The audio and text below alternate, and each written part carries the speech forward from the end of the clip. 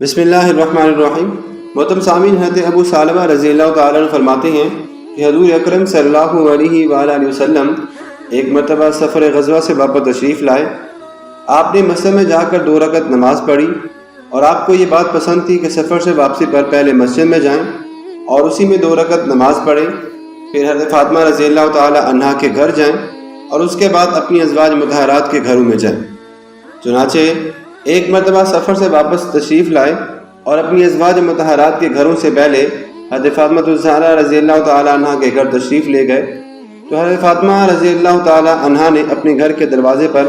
نبی اکرم صلی اللہ علیہ وآلہ وسلم کا استقبال کیا اور آپ کے چہرے انور اور آنکھوں کو بوسہ لینے لگی اور رونے لگی۔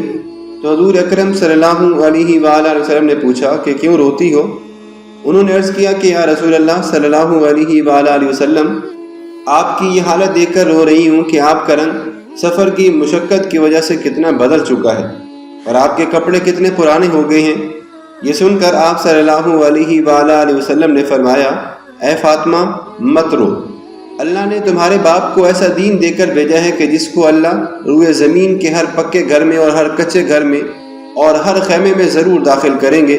جو اسلام میں داخل ہوں گے وہ عزت پائیں گے اور جو داخل نہیں ہوں گے وہ ذلیل اور رسوا ہوں گے، اور دنیا کے جتنے حصے میں رات پہنچتی ہے اتنے حصے میں یہ دین بھی پہنچے گا، یعنی یہ دین ساری دنیا میں پہنچ کر رہے گا۔